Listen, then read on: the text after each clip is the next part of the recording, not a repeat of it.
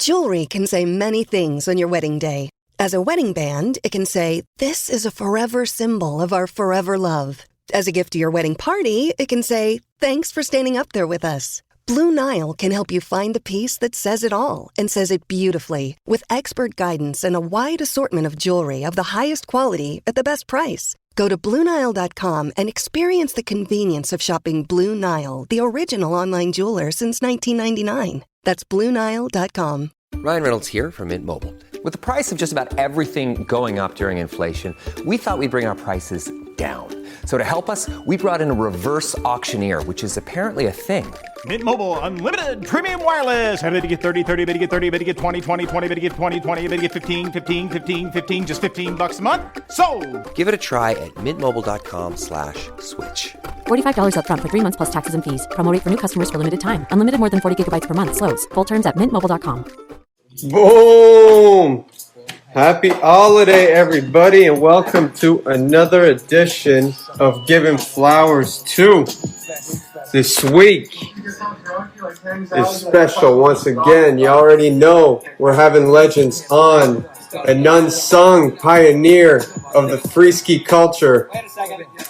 His extensive contribution to the community is manifold, from the first X Games gold medal in freestyle skiing, the first X Games gold medal, founder of the notorious Cyber Cartel brand, which most of y'all aren't probably familiar with, but you'll learn more about it. He organized radical events, put youths on a pedestal.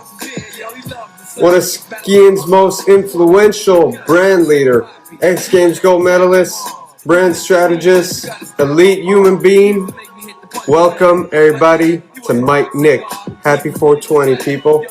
We're gonna get Iberg and Mike Nick on here in a second. Thanks for joining, and hope all amazingly today. Happy holidays, buddy. Happy holiday, Rick. Man, I'm so blue. I should have been green today. Next week. Ooh, you styling out, man. It's Mike Nick's song. When Mike Nick's song. How stoked are we? Mike Nick, we're beyond stoked, man. You know who we got on today? Special.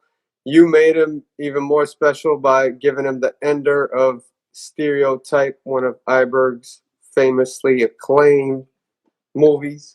Yeah, there's so many shots in that stereotype segment, probably 20 years ago, exactly today. Fucking awesome. Mike Nick. Legendary. Too difficult, boys. Too difficult. No one said phones only. Yeah, I knew you had the wrong answer. How old are you nowadays? Just turned 46 on Monday, bro. No way. You gotta be. Yeah, for real.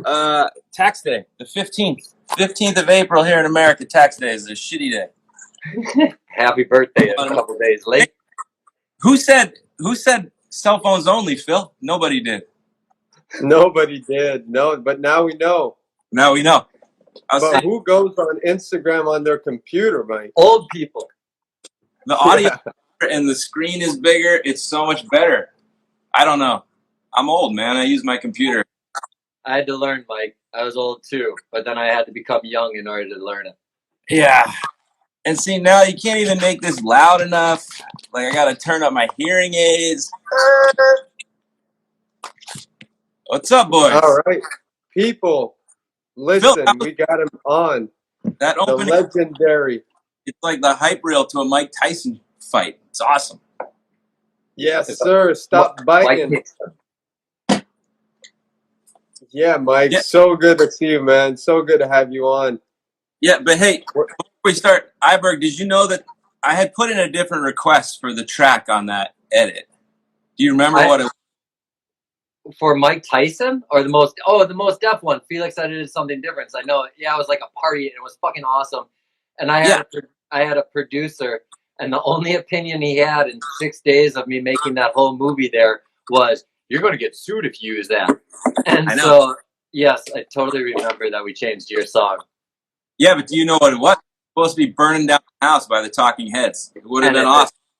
It's a doper version than the Most Def one, but when I watched it, I was still stoked. And I was so stoked when I saw the picture from the Cork 7 at Mount Hood parking lot. And you know, it might have been 20 years to this day. 20 years ago today, Cork 7. That was like 20 years ago that came out, or was being filmed?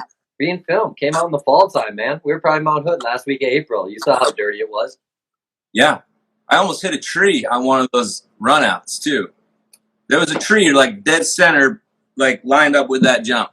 Way down the hill, man. I remember almost hitting that thing. That would have sucked. And it Trees was sticky.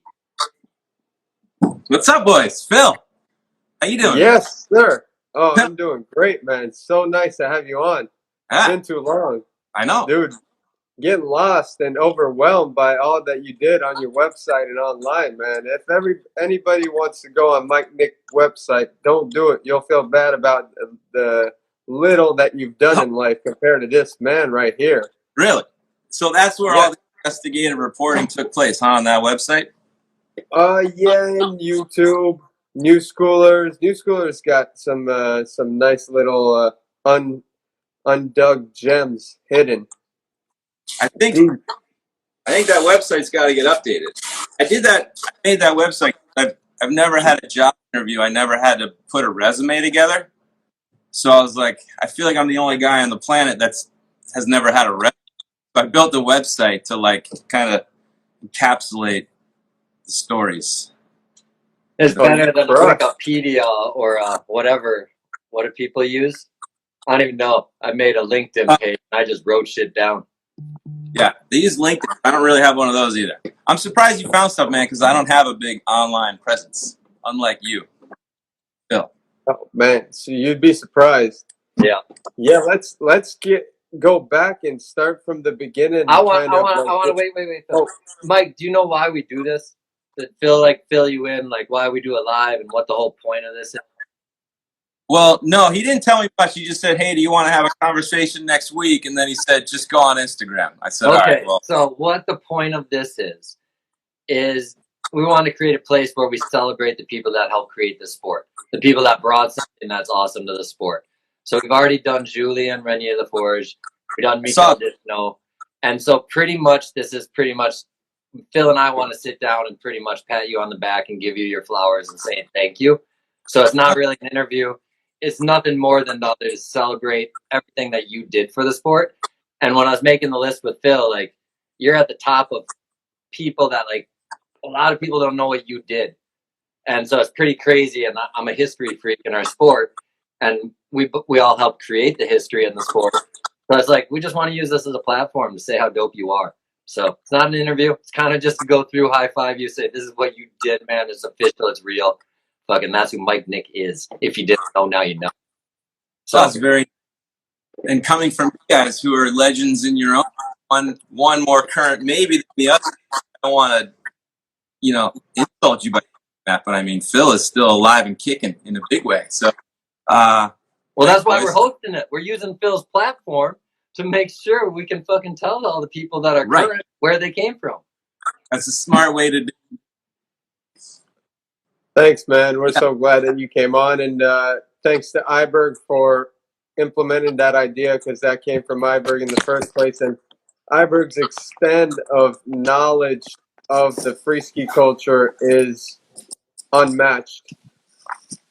So we got you on. So Phil, like you and Henrik are always going back into the books and like looking at stuff that's happened and finding ways to incorporate it into what you're doing now. So don't slight yourself on being a historian, buddy. Because I think you are one, as far as a skier athlete is concerned, like you cross eras, which is pretty amazing. Thank you so much, man. He's like got 17 years as a professional skier. Yeah, I know. It's pretty intense. So, but I think what you guys are doing with this is sort of like what Chad Muska did with Epic Gator. You guys have seen those, I'm sure, right? I stole the whole idea from Drink Champs. I don't know what that one is. But it's pretty much the dopest podcast where they just sit down with rap legends and they just like, dude, we're giving you the flowers. You can go fucking watch Luke. You can watch like E40. Name your favorite rapper from any generation. And it's just a 2-hour celebration of how dope they are. So So I said, we need to do that and ski him. Yeah, I don't know if it was Chad Muska that did the whole series, but I think it's on Vice. It's on Vice.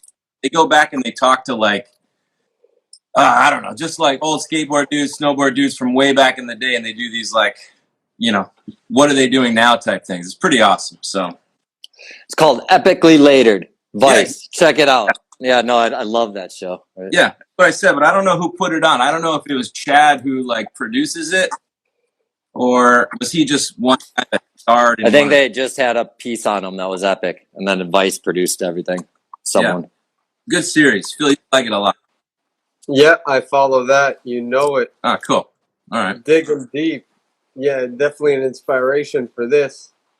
And yeah, so people get a bit more aware of where you started, how you started. So when was it that Jay Lev and you were in your father's garage and Jay Lev used your father's arc welder to press ski boards? What year were we then? It's probably, well, line started officially in 1995. So I don't know. It could have been like 93-ish, 93, 94, something like that. Probably, wait a minute.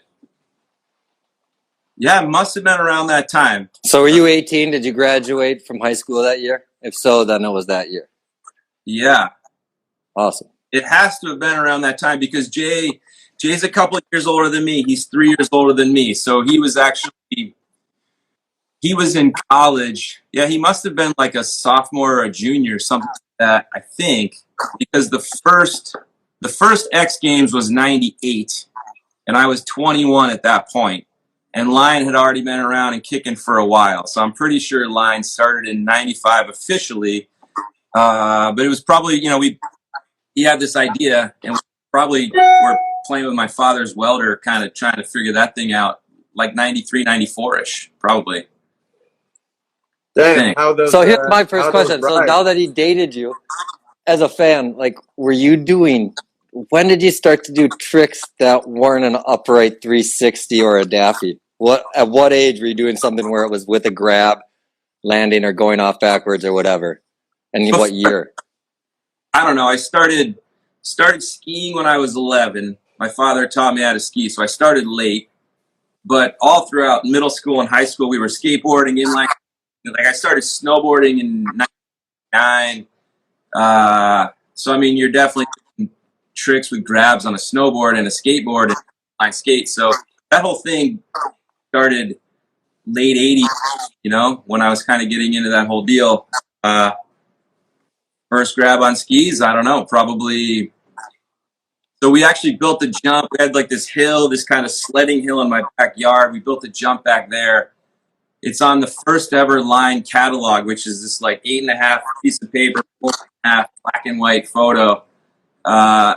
It was there in my backyard on this little kicker that we built where we just started messing around. I think we were doing like a flying fish grab way back in the day that we saw inline skater guys do.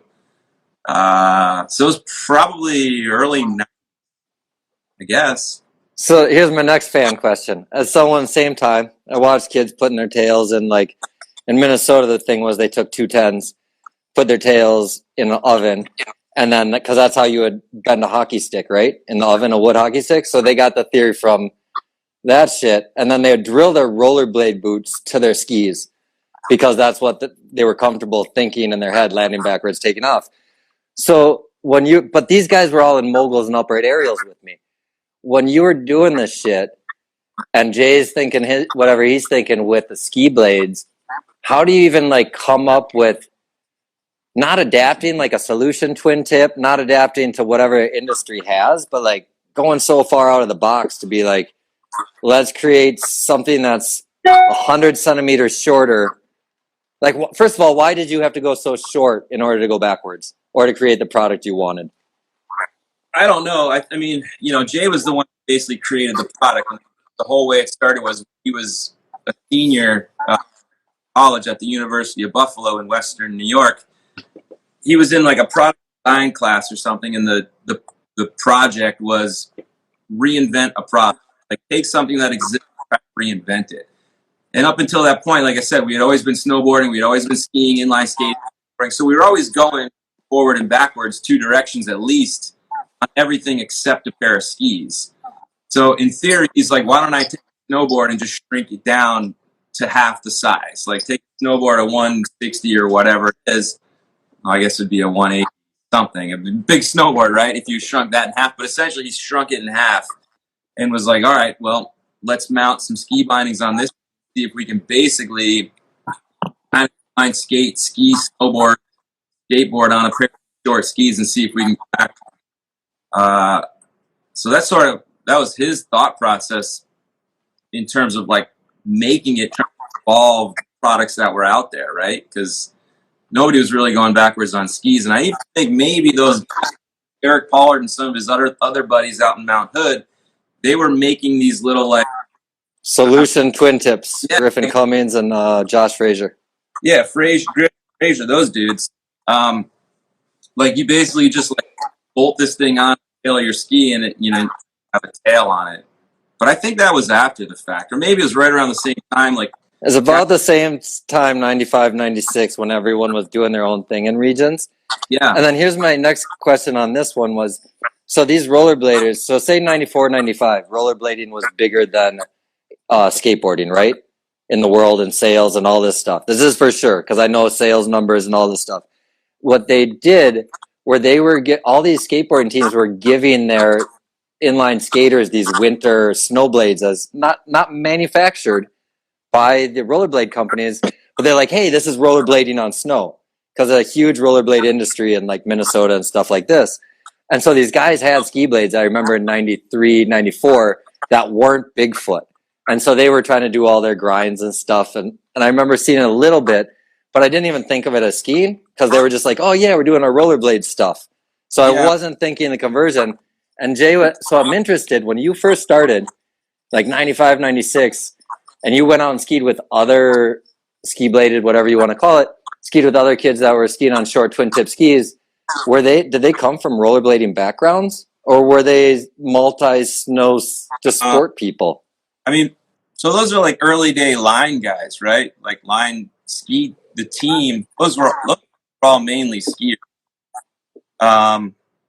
I mean, maybe we all had random stuff, but I think the whole influx of the inline guy took place when, Serge Mailloux and Nicky Adams and Jean Gagnon, some of those dudes were coming in out of Quebec. Like that's when it really started to kind of take this turn towards being inline influenced. But before that, I think it was mainly snowboard influenced, and it was being led by guys that wanted to do something different, because the skis that they had access to were basically holding them back, right? So, and I don't think that skiboarding, which is saying snowblading, which is like such a slap to the dudes that actually thought skiboarding was cool, because we didn't want to be known like Salomon's guys. Like Salomon, they had because that's a brand name, correct? Ski Blade. It's what the brand that Salomon called his skiboard. Yeah, rollerblading versus line skating. Like in early days, we always wanted the sport to be kind of known as something different. So like we sort of came up with this idea of this name of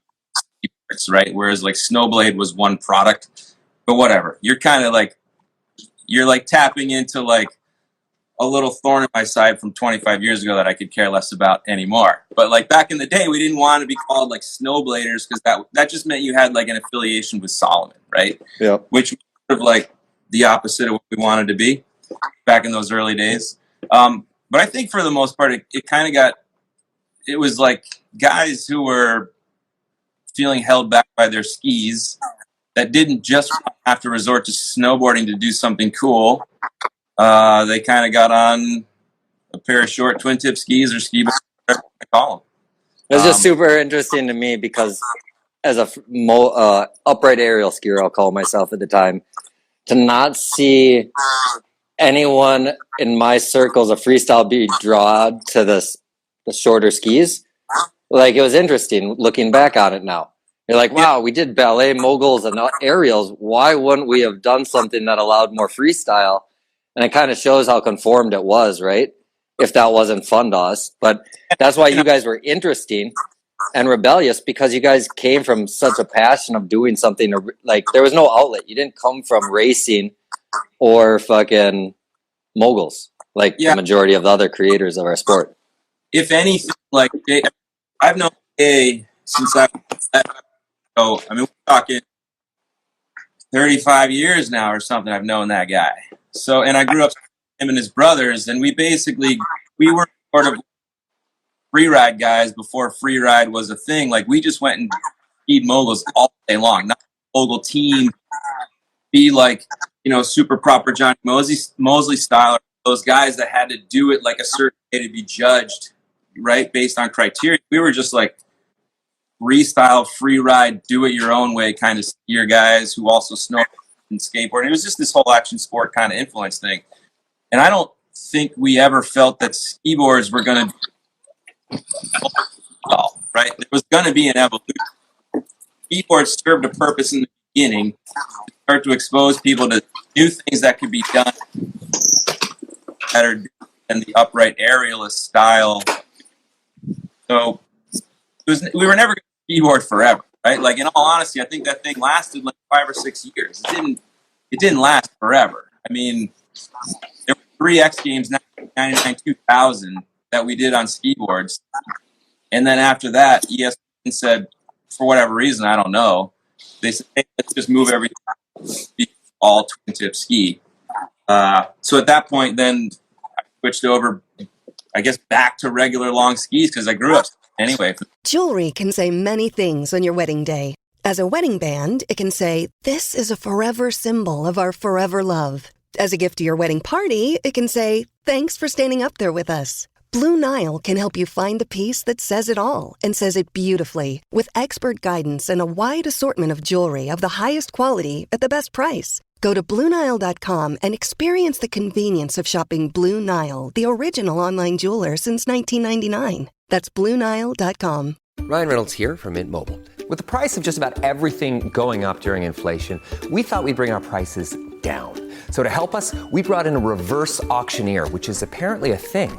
Mint Mobile Unlimited Premium Wireless. How to get 30, 30, bit to get 30, bit to get 20, 20, 20, bit to get 20, 20, bit to get 15, 15, 15, 15, just $15 a month? Sold! Give it a try at mintmobile.com/switch. $45 up front for 3 months plus taxes and fees. Promo rate for new customers for limited time. Unlimited more than 40 gigabytes per month. Slows full terms at mintmobile.com. And did you really go to long skis though? I mean, you're a short guy. Yeah, not the first year. Like I rode a pair of 165s. I think it was the first year in the X Games. Yeah, which may have been on the shorter side, but when you're going from like having learned all these tricks on a 98 or a 90 length ski to then going to a 165 was longer. But then I think my last pro model was a 178 or something like that, right? Like, and now you're just like, but before that, I mean, when I was young, I was skiing 190s. You're supposed to like your feet go up to your wrist, right? So it's not like whatever. You just like evolve. You just use a different tool to do the things you want to do, and then eventually you find the one that just suits all purposes. So it was an evolution, man. That's all it was, really.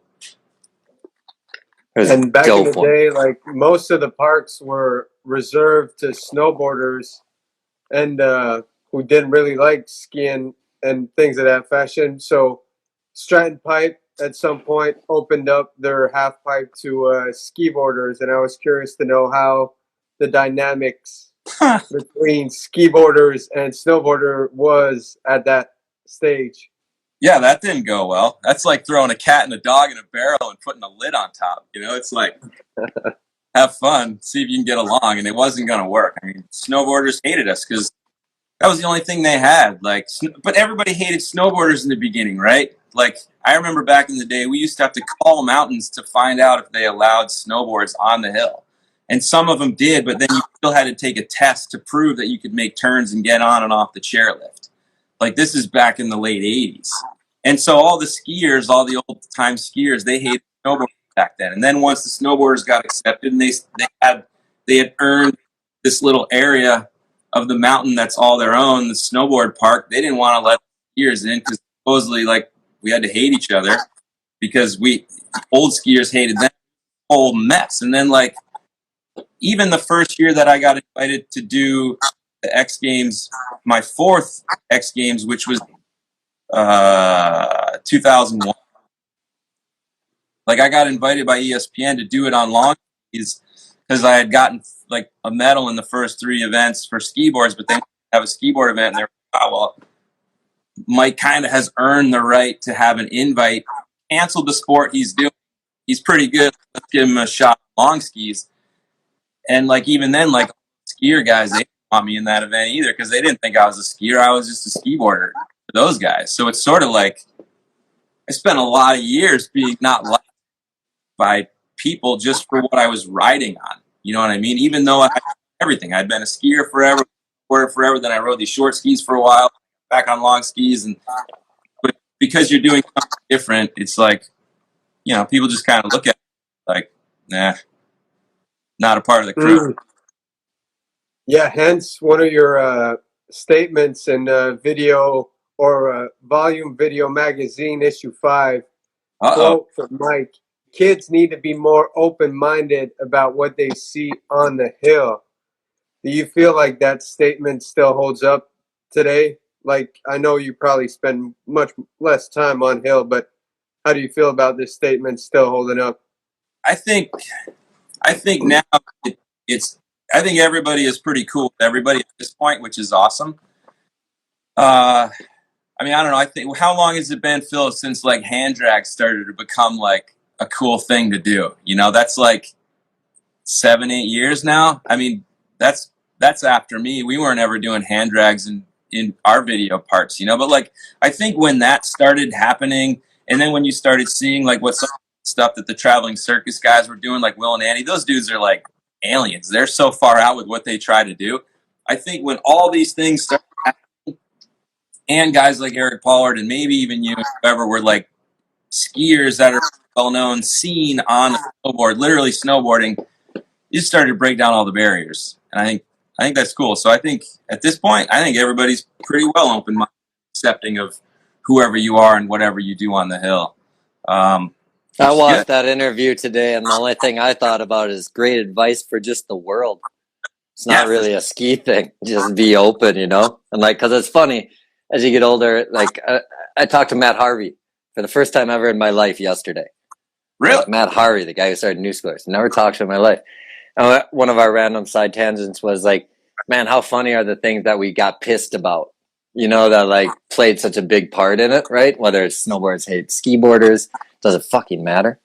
Yeah. You know, and so it's fun. Like we evolved past such pettiness in a luxury sport. Give thanks for that. And yeah, man. So good words of advice for humanity.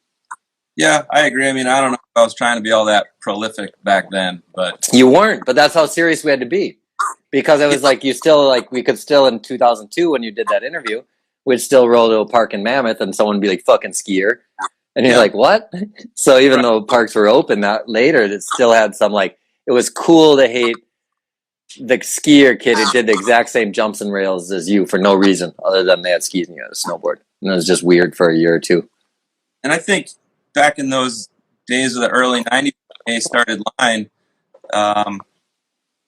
he was kind of like the first garage-born brand, right? So now there's a ton of them. They're all over the place. Like, I mean, Armada's even one of them, right? They came a few years after. Anybody can, if you can find access to like production of skis, almost anybody can start a brand if you have a way for people to follow you. But like Jay was one of the first ones to do that. And Jay was 8 years before Armada. Yeah. So. And then like all the guys that skied for Jay, sponsored by Line, whatever, like really sought after by these big brands, right? Like, and when I say big brands, established ski brands, even like K2, Rosignol, Salomon, whoever back in those days. So we were always fighting this battle where we were always kind of like going up against the big guys. We were these sort of unknown guys that were just kind of trying to break the rules and change the way things were looked at. And it was always like an uphill battle, right? But I think that's what kind of defined the whole Line, to be honest with you, was sort of chip on our shoulders where we had to go and prove our worth and our value and, you know, our credibility to everybody who was out there at that time. So, well, you did it at all levels. Like, think about you as the short ski guy. Think about how weird Osnes was at a 193 long twist, like when everyone came out with a 180. So it's like he figured out full spectrum. like even to the guy who skied and snowboarded, like with Skogan in chapter 3, right? And so it's just you guys were the like. It wasn't even rebels. It was just people. Maybe misfits is more like it because no one understood why they should accept you. Yeah, but you got because I bugged out, dude. I think you're the first guy ever to do alley flat spin in the pipe. So that's what I bugged out. I was like, yo, you did this on ski blades, man? In 96? I guarantee you no one else did an alley flat spin in the pipe on the right wall. And then you did it with no tails. Big up yourself. Yeah, that's true. It was just, like I said before, like, it's just one tool to figure out how you want to do things. And you call it like a little training tool or something. I don't know what, but ski boards, they served a purpose. I think the biggest thing they served in terms of, having an impact on skiing was before we went out to that first X Games in 98, we spent and that was probably, January. It was either the season or early season that year. We spent a ton of time at Stratton just trying to figure out how to ride switch without snow plowing. Because that was the thing. And that's where we were going to make a statement about what we can do on these different types of skis, is that you can literally stagger and kind of get in that scissor stance and just carve the hell out of it backwards on a pair of skis. You don't have to drop into a jump and just go straight fakey snow plow. That wasn't the way to do it. So that was the biggest thing that ski boarding helped, that was the biggest impact it had on skiing, I think, at some point in time. Because then everybody started to figure out how to do it right. So I don't know. I want to tangent to more Mike Nick Awesome. Do you think you were the first guy ever to do a Switch 900 in a contest? I think so. I think so too. So I just want to say that, as far as I think it was at X Games in 2001, right? When you got 4th place? I got 5th that year, I think, unless I'm wrong, but it was it was my 4th X Games. Was it the second year? Was that Mount Snow? Well, let me ask you, did one of the Schraub brothers beat you? Because I feel like they got 4th or 5th as well. No, it may have been Sturbins. Was it Matt Sturbins? Damn, Sturbins got 4th? I could be wrong. I know Tanner won it, and this is where this is a whole story. One of the things I'll never forget, from my ski history. I think Tanner won it with a Cab 7, but the previous year a Cab 7 only earns a silver. So how? Because Skogan did it the year before, and then Candide won with the D-Spin 9. Skogan did a Cab 7 the year before. So I think it was Tanner, and then it may have been CR and Evan possibly on that podium. Yeah, it was exact. CR did Bio 9, and then Raps did D-Spin 9. Yeah, and I either got 4th or 5th. I forget. But I was one of the few guys in that contest that year to do 3 different tricks in each run. It was the best of 3. And I think I did the Cab 9 on my 3rd run, I think. Well, to my memory, you were the first guy ever to do a Cab 9 in a contest. To my memory, 10 years ago, when I did interviews for Like a Lion, or 12 years ago, I talked about it with Tanner, and I have the clip somewhere. And Tanner admits you should have won, because I was bugged out. I thought you should have won at the time. But it was knowledgeable at the time what your background was, right? And so, I remember at the time, the argument was that your skis were too short. But when we put it in perspective, you're 5 foot what? Orion skis. How tall are you? I'm 5'8". Okay, you're 5'8". You're on a 165. So same as probably Andre Spaghetti, but even smaller by a lot, like Andre. So if we relate it to nowadays, and then Skogan was skiing on the same ski. He was on a 162. I think he was on the same ski at the X Games. I think his skis were longer. But he's a lot he's taller than you too. Yeah, maybe a couple inches. But if we want to make an argument, what length were Vinny Dorian's skis? Because he was a short dude. I can't imagine he was on something super long. No, he was 170 because they all had. But at that time, I don't even know. But either way, I think the whole thing was you had a stigma or something. You were the first guy ever to do a Switch 9 at a contest, at a major contest, and then you were outside the podium. And it was just something. It's the same thing as this. We could say Mike Wilson, 2004 U.S. Open. He did a switch double, right? Held a fucking safety the whole way and didn't even make it past qualifiers because we said doubles were aerials. And we all had a group. So in shaping this, and that's why this kind of show is so important, because it's just like, you know, like there is reasons why certain things happen at the time, but also you were such a big influence on it. To be able to come and step up at a contest and everyone knows they couldn't do a switch 9, holy shit. Like it made a difference. It pushed everyone. And then later in the year, like that was the whole thing. So, like before that contest, like earlier in the season, you know, ESPN said, hey, we're not doing a ski board event. So, Mike, we'll give you an invite to whatever, the Ski Big Air, whatever you want to call it, Twin Tip Ski Big Air. And I was like, ah, shit. I haven't ridden a pair of skis in like 10 years. So I'm like, all right, so we got to figure this out because, you know, when you go from a ski board to a ski, whatever it is, there's more swing weight. Like you got to slow your rotations down, takeoffs and this and that. So Jay sent a bunch of the line guys out to Mammoth and he was like, you got a week. Go out there and figure it out. So went out there for a week and just rode the Mammoth Park with probably Pollard and Scogan and whoever. And I did it on those 165s. And I'll never forget, like the first time I went to hit a jump and throw a cab 5. I spun that thing way too early and I whacked my hips on the takeoff of that. And I just got tossed. Like it was crazy because you have to really like hold your rotation before you take off in a whole different way. And so I had, in that 1 week, I had literally done every trick I'd ever done before on ski boards, on skis, except Cab 9. So that Cab 9 in the X Games, that was the first time I ever threw that trick. Not even that like it had never been done before. I had never done it either on a pair of longer skis. Have you ever thought of, I hate to interrupt you, but it's my question, I know I'll forget, how many tricks you were, and I'm asking you this because I saw you do a switch backflip, I believe, in a 1998 skiboarding movie. So I was wondering, first of all, do you think you did a switch back first, like on skis, before Falou or these guys? That I don't know. I have no idea. Okay, because I remember actually the first switchback I remember was JF Cousin in the credits of Degenerate, so that would have been winter of '98. So I was just curious, in your head, do you know any tricks that you did that no one else did first? I think I was one of the first guys to get on a podium doing a zero spin. I wasn't one of the wasn't one of the first ones to do it, but at the World Ski and Snowboard Fest out in Whistler, I think other guys were throwing Cab 9s at that point. So that was the shot from Stereotype, the switch straight air with the green bib. Was in there. Okay. So I think, because I remember, I think Turpin got on the podium. That was a weird event. Somebody got hurt too, and I think something happened. But I think a Scandinavian kid. But I was only throwing zero spins in that event. I said, you know what? Like all year I've been doing this Cab 9 thing. I'm going to go out and just not spin at all. And I think I crashed on like the first 2 out of 3. It's not easy, right? And that was an early days trick. You know what it was? It was super slushy, super hot. Because I remember talking with you because I filmed it as well.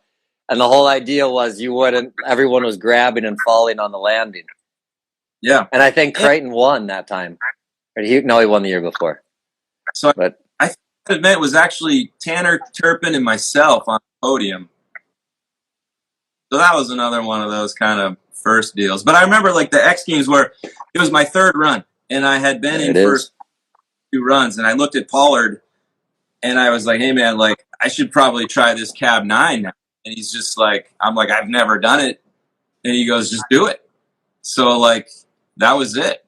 Cousin just joined. I just want to say, Cousin, we just said you were the first guy ever on skis to do a switch backflip. Big up yourself, Cousin. So 2 things I've never done on a pair of skis, and I never will, is a mute grab. Literally have never done a mute grab or a straight backflip. Never. Went straight to the switch backflip, first things first. Were you ever bummed because the straight backflip gets the most cheers under a ski lift, right? Yeah, it does. But like what you were saying earlier, Iberg, about like, you know, upright aerialist, that whole thing, like, I don't know. When Mosley did that mute grab in the Olympics, I'm like, oh, that trick's done. Like, she just never did a mute grab after that. Like, literally. And I don't even think I ever had done one before that. Like, I just never did one. And a straight backflip, never did a straight backflip either. There's still time, man. Still time, Mike. Be fun. I haven't hit a jump in a while. And transitioning through like so basically your last segment, correct me if I'm wrong, was in Ready Fire Aim with Poor Boys, perhaps, like your last shots in a movie. I don't know. Did that come after Stereotype? I thought Stereotype was. No, Ready Fire Aim was the next year. I forgot about it too, man. Phil educated me. He's like, man, he got a Ready Fire Aim segment. I said, what? Yeah, it was short, but yeah, there's a couple shots in there, I think. Yeah.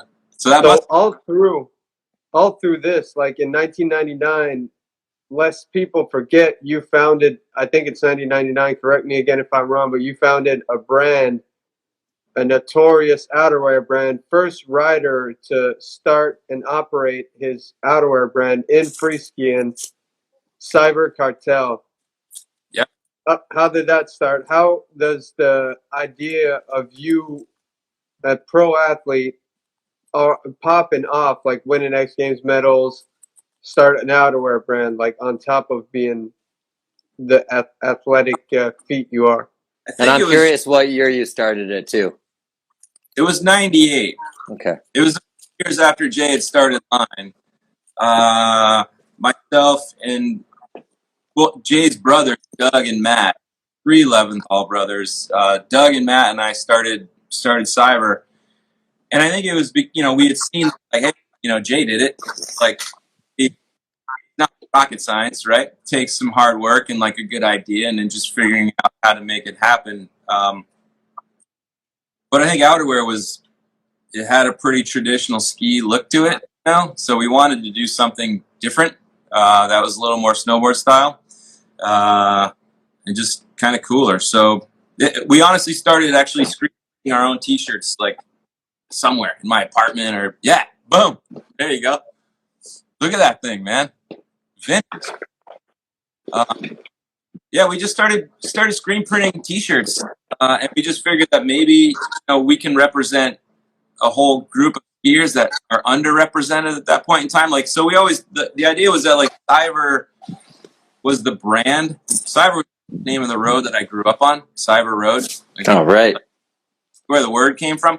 But, like, Cyber was the brand, and then the Cartel was this group of people that were all basically riding vintage, like people that were trying to evolve the sport. That group, the Cartel, like these people, and that was kind of how we created this attraction and inclusion, I guess you could say, and a following for the brand. So, and then it grew from T-shirts to, like, better streetwear, I guess, and then eventually to outerwear. And I don't know. Well, taking a 2001, 2002 timeout, you created my favorite sweatpants of all time. I wore it every day for 3 years straight. I loved them. To the highest level. I ripped the string out of the bottom because I walked on them for too long. Then, during the pandemic, January 2021, Eric found a place called G Style USA. And let me tell you, I got red Cyber pants for $25 fucking dollars. Same fit, same feel, same cut, same waistband, dog. Yeah, look at those things. $25. Anyone want the best sweatpants ever? G Style USA. Same as Cyber Cartel 2002. Yeah. Nice, man. So thanks, man. Sorry to interrupt you. That's stoked. So, I mean, I think, I don't know. I guess you think about it, I've done a couple things to kind of pave some paths, so it's been cool. This is a while ago. Quick question. What inspired the logo? Notorious logo, because everybody, like, has this printed in their mind. That logo is awesome, man. That is a classic logo right there. It was Jay Leventhal, brother Doug, who created that. And I don't know. We were just sitting around coming up with ideas for names and concepts of what we were trying to accomplish. And I think Doug had whipped up a couple different logos, and I don't remember what the other ones may even have been, but that was just the one. We saw that thing, and it was like this Japanese pagoda house, like roof style thing. It was just powerful. So we went with that, and it worked. It was pretty awesome. That brand should come back. Shane McFall's in the comment. is asking, tell the Smuggler's Notch cyber story, if that rings a bell. Smuggler's Notch cyber story. Do you have a Young Guns or something? Shane and I still work together. I don't know what he's talking about. Maybe we should call him in. That's the best part about this live thing, man. It's been so fun. He's a historian, man. Bring that guy in. You have his number? Call him in, Phil. And he's a huge cyber fan, that guy. I am too. I still want to know how it transitioned to Orage and then the end of it. I'm interested. Whoa. Not so fast, though. Oh, slow it down. Hey! Guest. Hey. Dude, this is awesome. The cyber story is the one of you in the past few years, you saw somebody with a coat and tried to take their picture. Oh, yeah, okay, yeah. It's like the worst moment of my life, literally. It was embarrassing, horrible. So we're in a lift line, and like at Smuggler's Notch in northern Vermont. It's a sick mountain. It's got like killer terrain, but like these old double chairs. Shane's gone, but it's got these old chairlifts, and the lifts get backed up. So we're sitting in lift line for like 15 minutes. This is probably 2 winters ago, maybe. And I look like in the middle of the crowd. There's a guy with an old cyber jacket, and I'm like, "Wow, this is unbelievable!" And I mean, that's probably 15, 18 years maybe since that coat was made. It's like a wicked long time. So I kind of like get my camera out and I'll take a picture and send it to Jay Lev and be like, dude, like cyber still lives, man. This is awesome. Because like, honestly, like one day at every ski season, almost every year, I'll see someone wearing a cyber piece. It's crazy. But so I saw this guy, I take my camera out, my phone, take a picture, I send it to Jay. 10 minutes goes by. I'm skiing with my son, who at that time was probably 15 or 16. We get all the way to the front, like wave your pass, and we're about to get on the lift, and I hear some lady screaming, "That guy's taking pictures of children!" Like, he's like freaking out, and I'm like, I don't know what's going on. It was like 10 minutes had gone by, like I had no idea directed towards me. Then she like comes running up through the lift line and starts pointing at me. "You're taking pictures of children."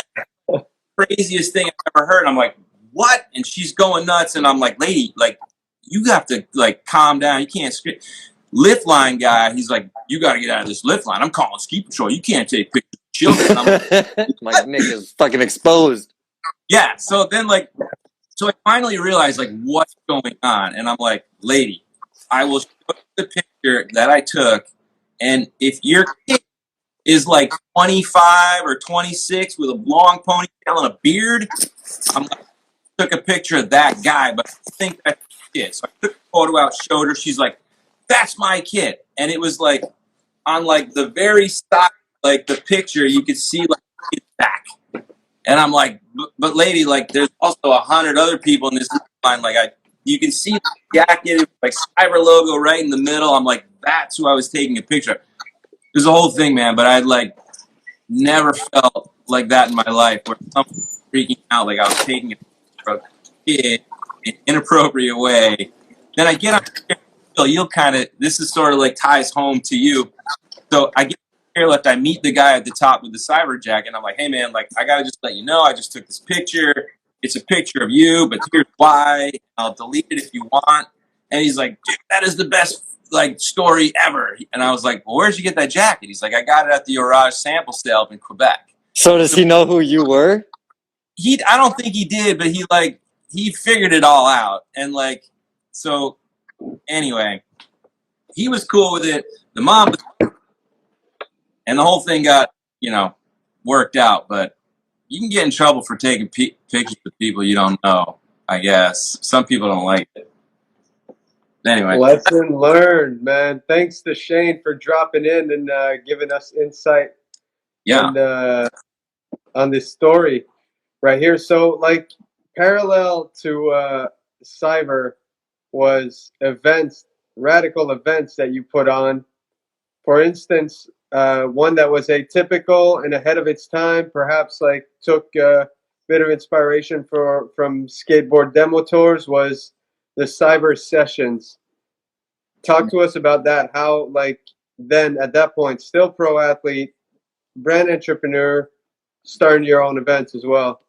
Yeah, I think the deal there was like, I mean, I grew up skateboarding in the 80s, and I'll never forget, I went to this Powell and Peralta, like demo at this skate shop where I grew up, and they rolled in this little mini half pipe on the back of a truck, and they folded it out, and these guys were skating, and, so there was a big thing, like there was a whole demo tour thing, right? That was like a big deal in skate culture back in the days. So really, it just kind of spawned from that. It was like, what can I do to kind of have all these pro athletes like the three Phils and Scogan and so can you tell me what it was? Like, refresh my memory. Like, Cyber Sessions, you traveled around the country and showed up at different resorts, and they just showed how dope they were, or what? No, it was, so we picked a couple resorts that we wanted to go to, and, maybe some athletes had an affiliation with them, but basically said like, hey, it was kind of like, it was certainly before social media, I think. But basically what we did was we promoted the fact that the team, like pro guys, were going to be at these mountains on these dates, just come out and shred the park with us. So it was like, it was a thing that had never really been done before in skiing, where you're basically able to just kind of come and ski with pros. And there was nothing involved with it.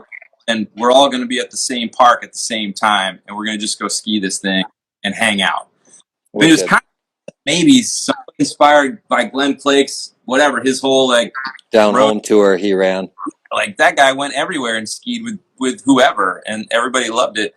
But it was a way of just doing something different where you didn't have to pay to be a part of it. It wasn't a competition. Like, you just went and you skied with these dudes that you saw in film back in those days, and kids were fired up. And so as a business owner, before social media, Cyber Cartel is your company. It's what you name the kind of tour, Cyber Sessions. How was your turnout? Because we did a tour. I had Phil and Henrik and Paul go on, that inspired demo tour, like 2013. Like, how was the turnout? Like 2000, it looks like that from that photo would have been like 2003 is when you did a Cyber Session, or 4 from the hat. I don't know. I forget. But like, you were at every stop, right?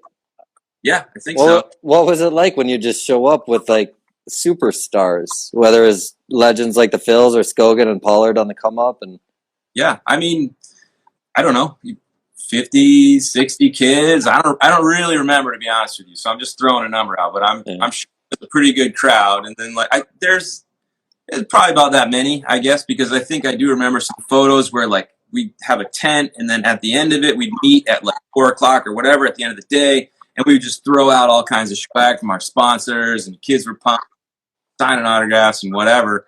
So there's got to be a photo somewhere.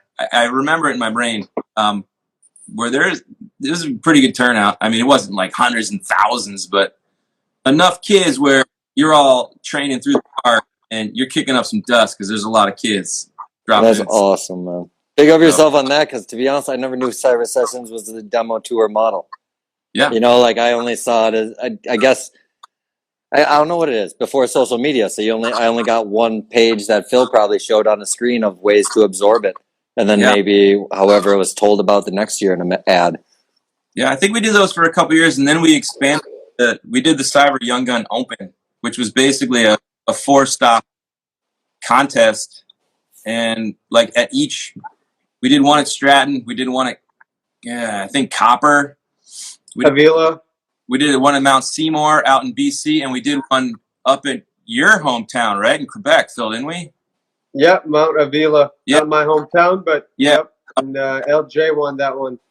Yeah, so we did 4 of those, and at each stop, like whoever won that slopestyle event basically got sponsorships from all the guys, all the sponsors that I had.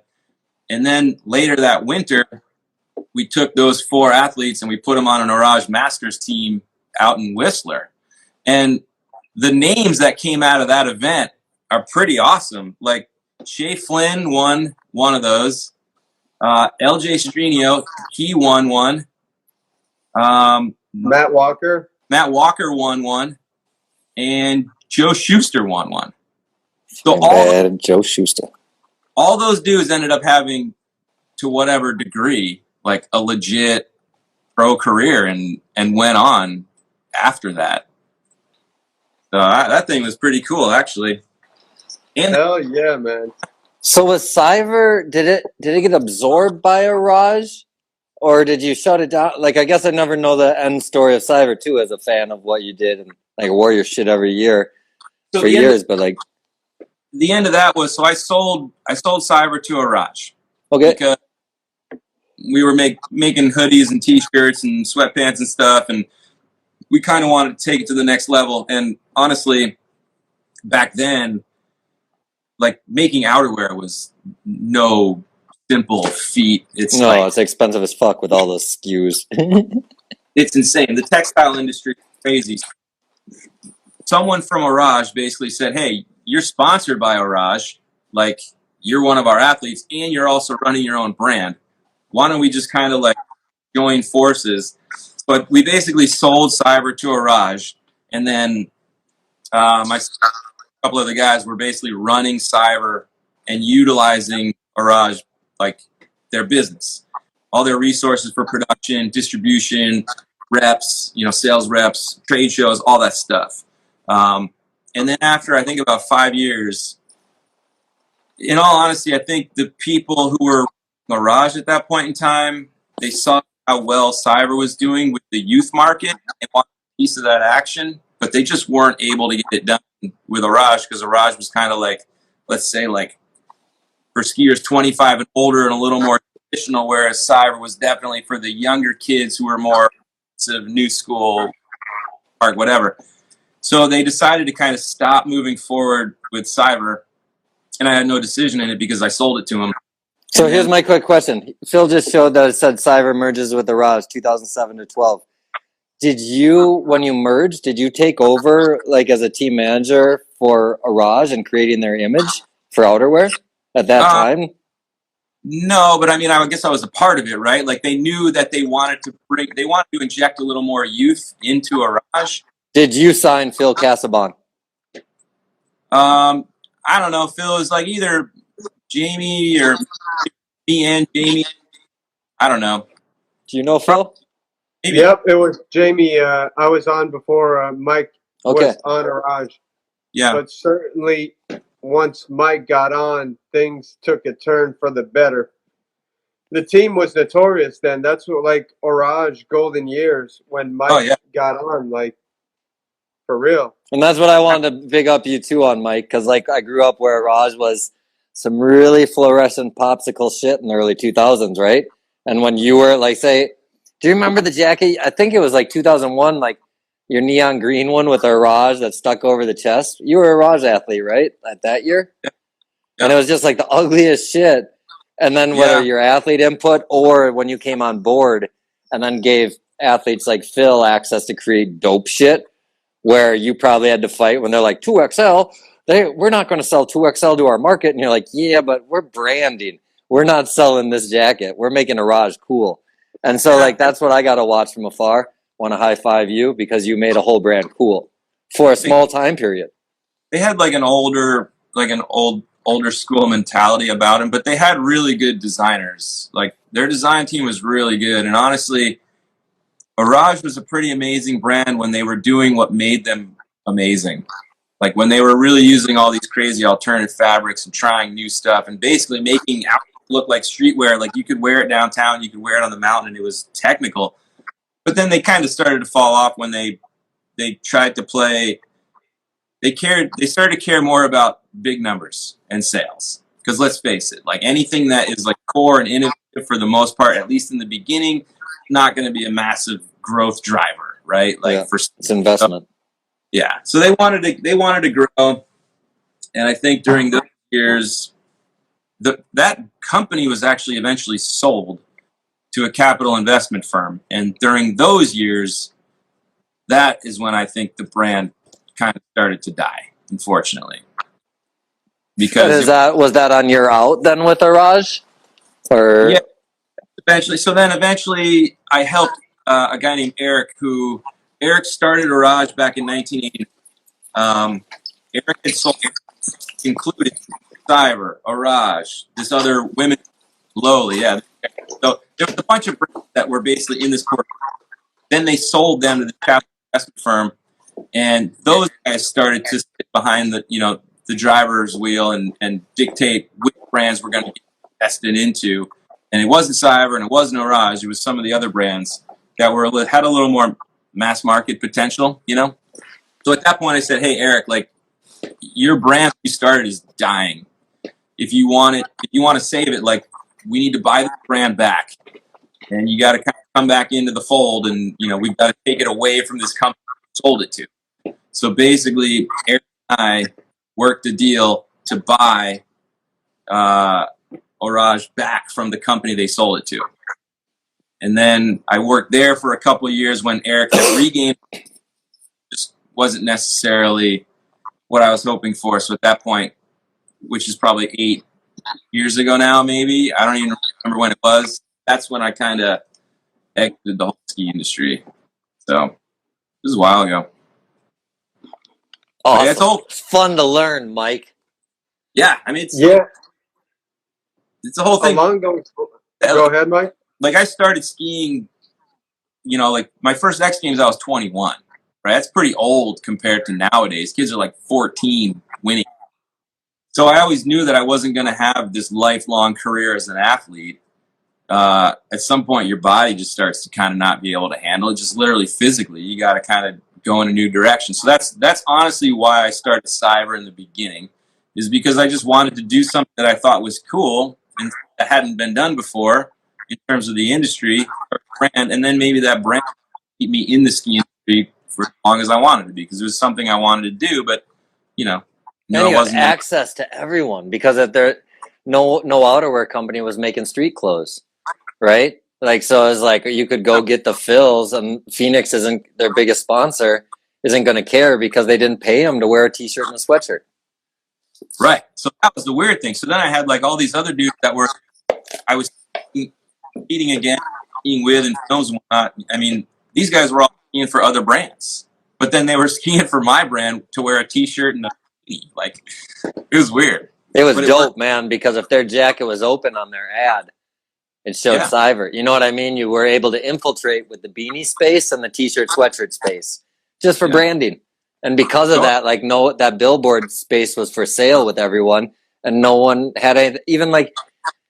It's kind of like watching tall tee. Like, no one wanted to produce a tall tee because it would have added too much to their line, so they let tall tee just make everything and own that cat because they didn't care. They were just like, all right, you can make t-shirts and sweatshirts. We don't want to make that. Yeah, and those guys were fired up.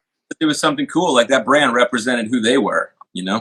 Whereas other brands like Phoenix, those guys were paying to be able to do what they wanted to do. But like Cyber, the brand paid them a little bit too, right? They photo incentives and they got paid a little bit of money or whatever. But they were basically just getting gear that they loved. So it was a whole different thing. Along these lines that we're speaking of, here's a quote from Mike of Axis Magazine, who was also founded by Matt Harvey, I believe, that we spoke before. Matt, that was a quote. That was Jay's young. Oh, word. Yes. Cool. The Leventhal brothers, the three of them, like, Matt started Axis and worked at Powder Magazine. Jay started Line, and Doug and I started Cyber. So, like, all three of those Leventhal brothers were pretty in the scene too. Big up Leventhal. Instrumental.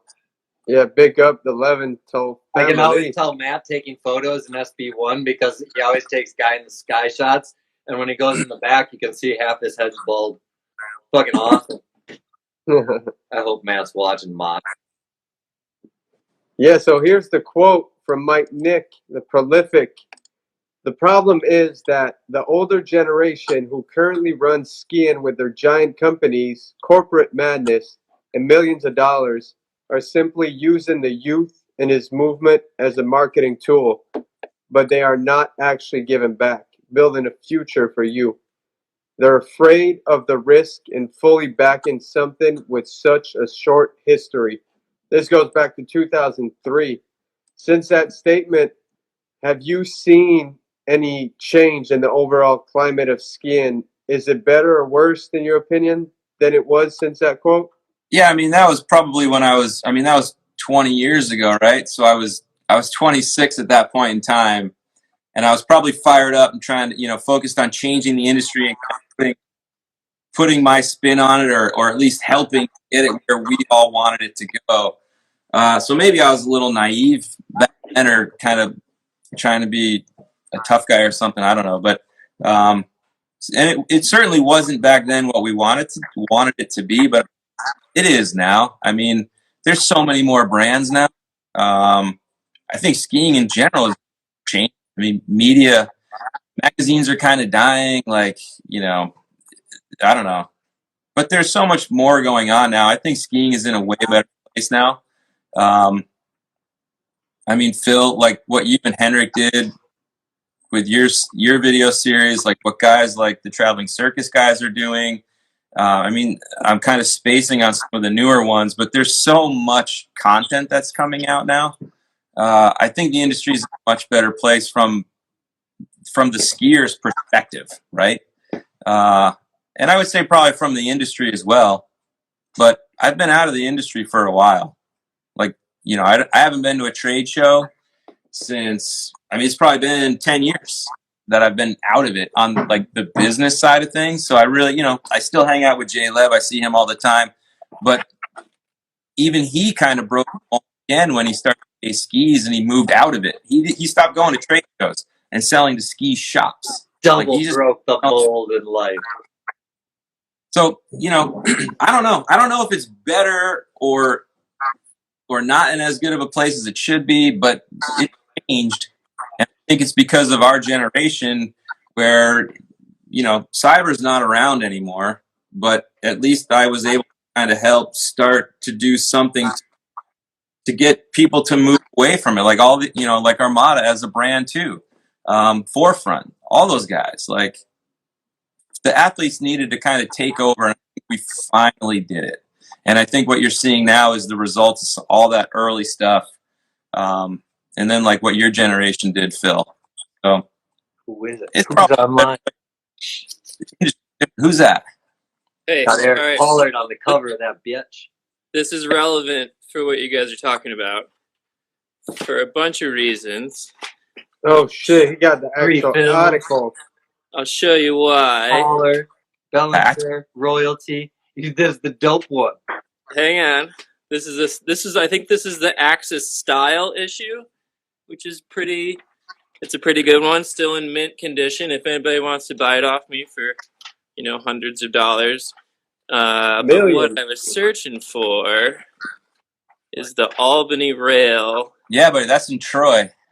Okay, the Troy rail with the studded belt. Yeah. Which is pretty sick. Closing shot, fucking propaganda. The propaganda ad, and then the Iberg interview. Yeah, we all tied in 2001 with the hoodie on, dude. Look at you, Iberg. Making it PC. What's changed in 22 years? There it is. Nick doesn't slide rails like that no more. That's what changed. No, it's been a while. Look at this editing, man. This is a professional show, Phil. Live interaction, content talking with visuals. Yeah. Yeah. We got guests with the actual material on the line. Yep. People ain't never seen this before. I told you, Shane is the real deal. And look at that old Oraj ad right there. I used to love this was like a whole series of ads. Yeah. And one of them, they used to have quotes like hidden in them. And there was one and the quote was, to be a real killer on the dance floor, you have to practice every day. And I put that as my senior quote in my yearbook. I think Rod made the difference. That was either my ad that they did. Hey, Phil, you can find it. Yeah, it's right there. 21st, Montana. So that's when Raj started. There it is. They started morphing that year a little more of a younger brand. And I think that was probably the last year. Well, no, I guess I was still wearing a cyber hat in that ad, but yeah, I used that as my senior quote in my high school yearbook. Oh, the one other thing I would say, I got a 10-4 off of eBay about a year ago for $30. And when I put it on, dude, I was so impressed at there's like 8 million pockets on the thing. I mean, there's just pockets everywhere, but there's a powder skirt that's legit. There's like the bum straps for your hands. There was just all of this stuff that today would be such a pain to have a factory make. I feel like I don't know, like I got a bunch of Orage coats later on in Traveling Circus that didn't have like as many like tech features. And honestly, that 10-4 coat is so warm I can't even really wear it skiing because you just sweat in it. But there was definitely an attention to detail that was pretty impressive for that time. So if anybody out there has a 10-4, give it to Shane. Or I got one. Yeah, but the jacket I've been looking for forever. There was a black and white striped jacket. It looked like the Hamburglar. It was called the Turkish. If anybody has a black and white Turkish in XL, I would pay for that jacket. You wear XL clothes? Huh? You wear XL size clothes? No, but I just know it's probably like the XL from back in those days is probably like a large in these days. So a large or an XL would be good. Mikael and Tanner have the same hair. We talked about the hair last week. Oh, yeah. Everyone rubbed their hair in 2001. That's it. That's the one right there. That black and white jacket. That thing was awesome. Look at that thing. Look at that. Man, this is great. I'm enjoying it. I just want to read your magazine. Phil, wasn't even looking at Phil's magazines for days. You got 4 I have a lot of magazines. Someone has the Turkish and the tan. The real Nikki. That can't be Nikki Adams. That'd be dope. I see Yannick was on here. I see Turpin was on here. Kusan. We got some crew today. You can go through that magazine. I can tell you who those photos are. So that's Eric Pollard right there out in Mount Hood. I heard that this rail is on the north side of Mount Hood in a crevasse, and they can't pull it out anymore. The Constam family refuses to pay to have that rail brought back over to the main face, unfortunately. If anybody's wondering, scrolling through the Axis magazine right there is none other than Shane McFalls, who did most of the Traveling Circus episodes. Legendary shit. Oh, yeah. Paradigm shifting episodes. Hey, do you still have the Cyber website? No, they took it. No, they're gone skiing. That's Eric Pollard up at the top. That's me in the middle, and that's Mike LaRoche at the bottom. This is at Wendell's. Yeah, it is. Yeah. Yeah. Yeah, but like, who's paying for that website to be up? I don't know. Someone that loves you. Someone bought inspiredmedia.tv after I quit it. That person must love it. I don't know who they are.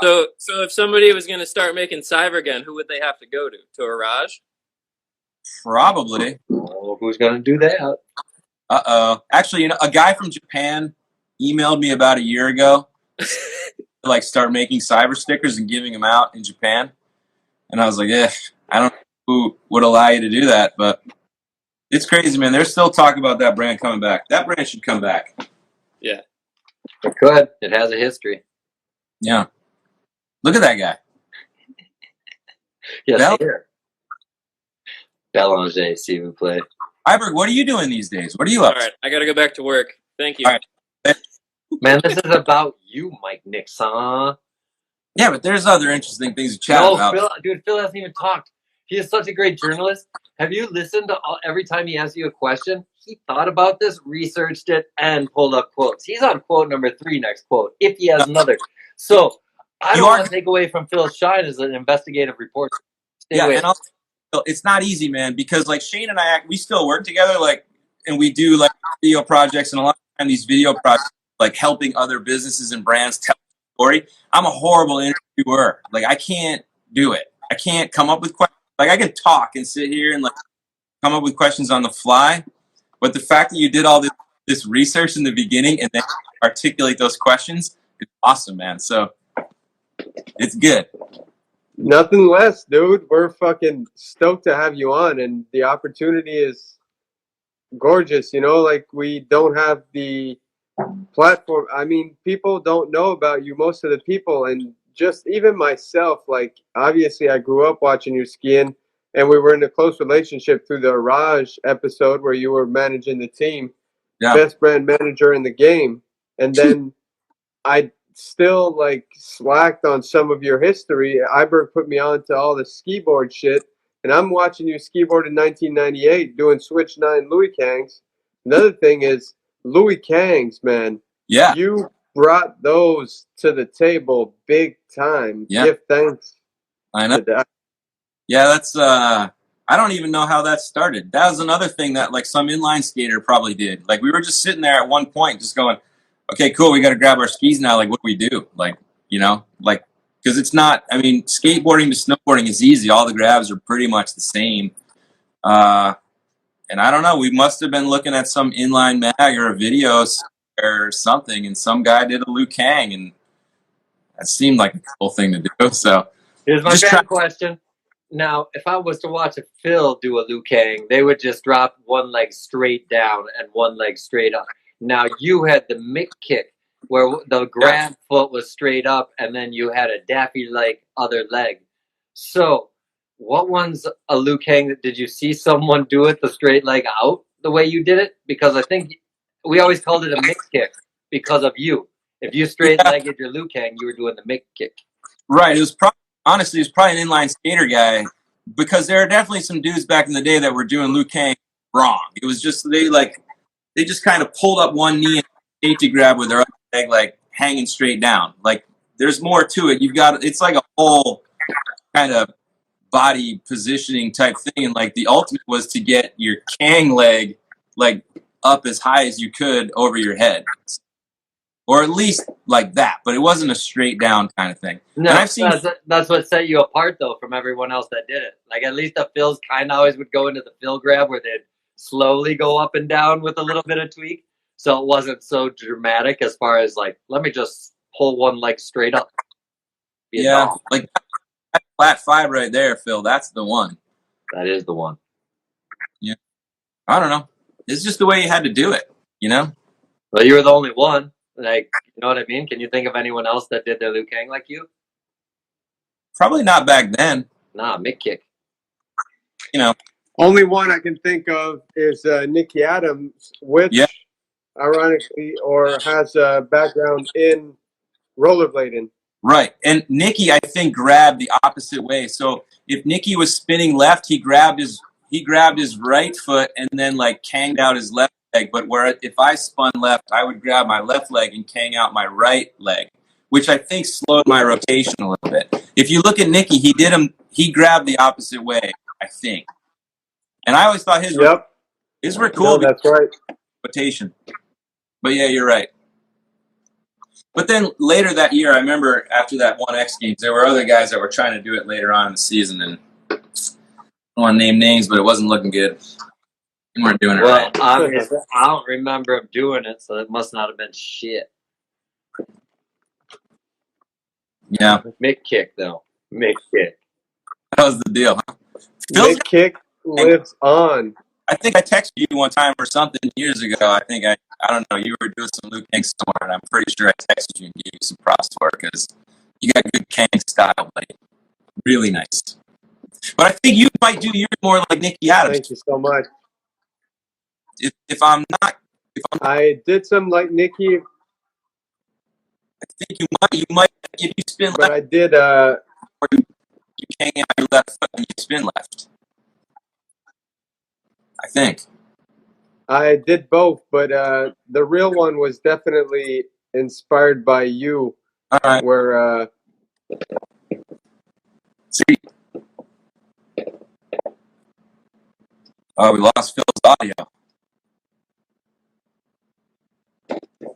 Yeah, we did. But we lost your your video. You're all frozen. I look all normal to myself. Phil's back. It's just Mike. Yeah, I man. got Mike's all frozen. Yo, Mike, what's the internet situation where you at? Should be good. I see everybody's moving for me right now. Back. Better internet. Really? Better. Oh, booyah. You're back. Is it back? We good? Not for me. No. Oh, explosion on my cell phone, calls. Oh, man. Maybe it's Phil. No, it's not me. It's all Mike. It's Mike. But, yeah, we did it, man. We keeping the show 90 minutes, and we got to open it up for questions with Mike around. Yep.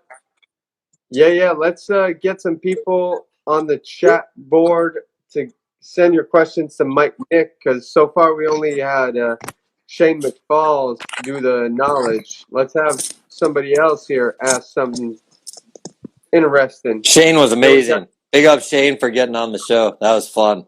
Got to look through a whole magazine and stuff. Hey, Phil, you don't see me anymore? Stories. Mike Nick just went in the dark. He's going in the garage to smoke too. Really?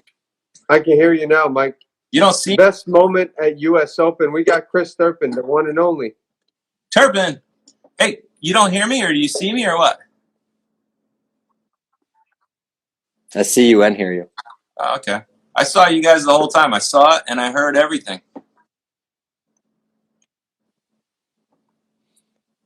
Okay, Phil, ask what question was that one? Turpin asked, best moment at U.S. Open. Mike. U.S. Open. I don't know. What story is he thinking? Back in those days, that's when like you would do like multiple events at those things. You do a big air, you do a half pipe event, and you do a skier cross event, which like skier cross is wicked fun if you've never done it before. So I don't know what Turpin's talking about, but I would say maybe one of the more fun things during those days was like, you know, you'd get all serious during the slopestyle event and try to win that, and then you would go and do a skier cross event, and it was actually wicked fun. So I don't know. Maybe it's a boring answer. I don't know what he was asking about. Do you got any old cyber gear left around? I got a whole bin. I got a whole bin in my basement. Some of the stuff is still like in like the plastic bags that they ship them in. Are you selling it for the people that want it? I don't know. Oh, if I have enough extra. I don't have a ton of it. Some of it I got rid of. I have given some stuff to Balls too, because that guy is a diehard fan. So I've given him some stuff fast. I think I have some stuff either I need to send him, or maybe I have just recently sent him some stuff. But he's big into it. Levin Studio join. Is that Dave Levin? That'd be fun. Video with everyone running old gear would be so good. That's right, Coach Master on the fucking program. Just a big old get-together would be good, too.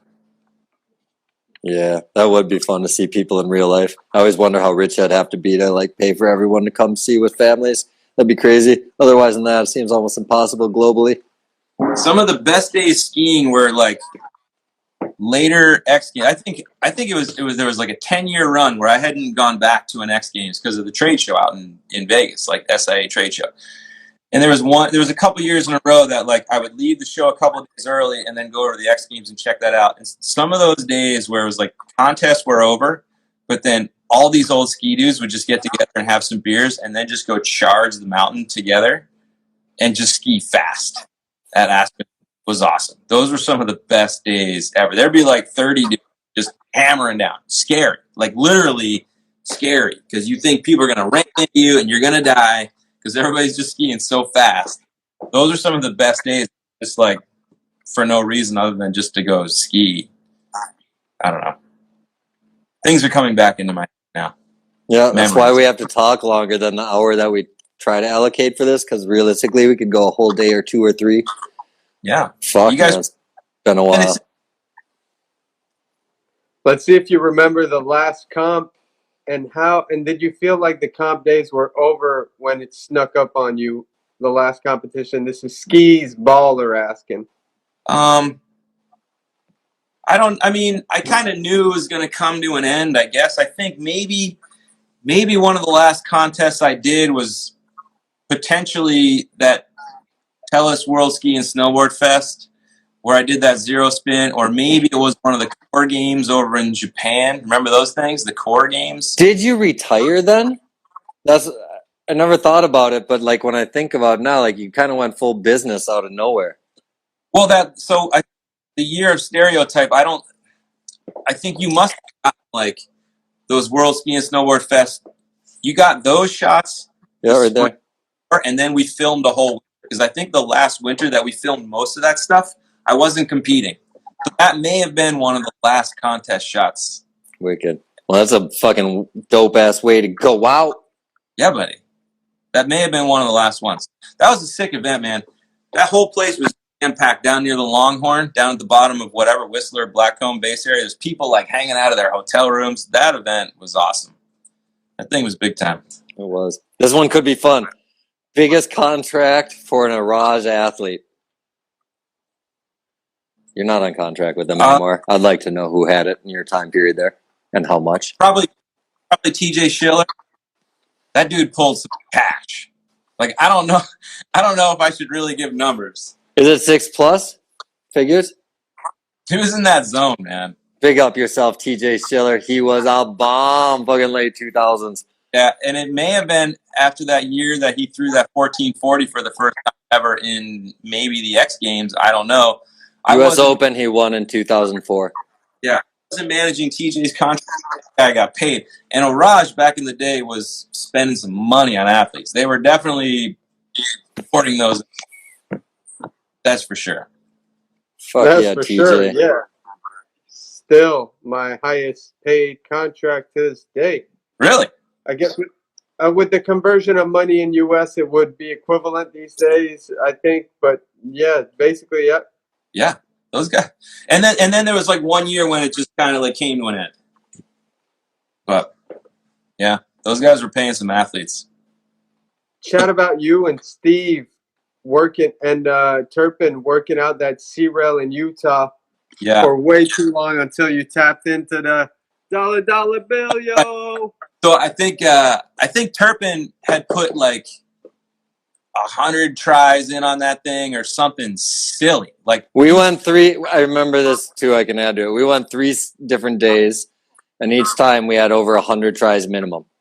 Continue. Yeah, and I mean, whatever. It was probably luck of the draw because you don't just drop into a rail like that and get it that fast. Especially Turpin's good, dude. If he hadn't gotten it after 200-300 tries, but I think I did it on my 4th. And here was the worst part about it as the filmmaker. So I said, okay, like this is gnarly. I said, we'll shoot it on Digi, and once you get it on digital, we'll shoot film.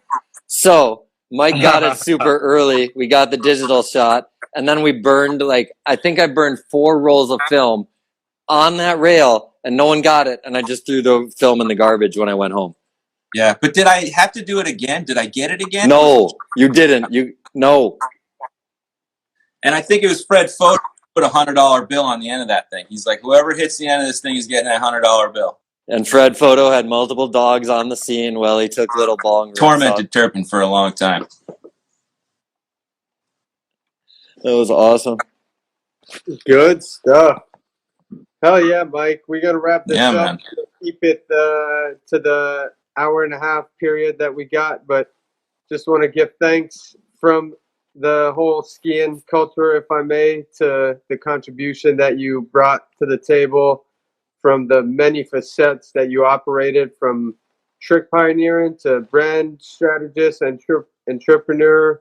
You're just like a gem to skiing, and we want to take this time to give you your flowers respectfully. Yeah, man. Give thanks, Mike. Fucking I know all the shit you did. Stoked I got to work with you. Stoked I got to watch what you do. Stoked to watch what you made happen. So just big up yourself. If you don't know Mike Nick, he made probably some of your dreams happen that are watching that don't know him. Yeah. Hey, honestly, thanks to you guys, because without you guys doing stuff like this, it's like guys like me kind of just fade away. And it's been sort of nice fading away because now I just go skiing with my kids and we just go free ride at the mountain and we just tailgate and have beers and hot dogs and grill out on a ski day. And it's just like something that you do just for the fun of it now. There's like no pressure. There's no business behind it. There's none of that. But there's a lot of good memories, man, that came out of that whole era. And so guys like you, Phil, keep that torch alive, man, because you're doing amazing things with it. And watching you and how you have progressed the whole sport is literally mind-blowing at times. And just to have a chat with you guys and kind of be recognized is a pretty awesome thing. So thanks, boys. Hell yeah, Mike Nixon. All right, fellas. Thank you, Mike. Hey. Peace, brother. Yeah, have a good later. day, man. Take care.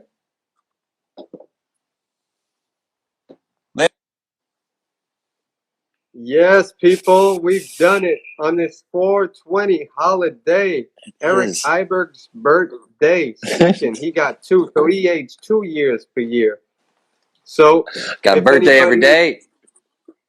Anybody unfamiliar with what we just did? We got this weekly tradition of giving flowers to some legends in the sport, people that shaped the whole culture in their own way and did things differently and left their stain upon the culture, but sometimes the stain's been erased by some type of entity. Who knows what it is? But so next week, who we got on? Philou. We got Philou Poirier. Fuck yeah, Philou. I'm pretty stoked. So you may know him from switch backflips. May know him from being really, really tall. What else do we know him from? Just awesomeness. Philou, I'm so stoked if you're even watching. But if you're not, we'll talk to you next week. Whoever's here and listening to us at our 1 hour, 40 minutes, Philou, next week, it's going to be amazing. Yeah. And for people here also, check out Inspired Paws, about to take over the whole pet industry with some CBD products. Please feed your cats the right stuff and check them out, because Iberg's going to put some cats on the fucking pedestal and create some superstars. Super cats, man. Stars. There'll be more next week. We'll talk about it. Coming soon on Inspired Stuff. So we got Philou next week. Check out fucking Phil's stuff. Phil's working on his cartoon. What's the name of your cartoon? Yo, it's ever changing. Right now it's the Lost Crystal. But you can see what he's working on. These are some of the characters. You can go to his link in his Instagram page. That's got some trailers that he's working on. It's ever evolving, ever growing. So you can watch that, see what's up, possibly help if possible. And yeah, I guess that's it, man. I guess next week we talking skiing again. 1:30 p.m. East Coast time. Booyah. Much love, y'all. Thanks, Rick. Yeah, man. Thanks, man. Have a great day. Peace.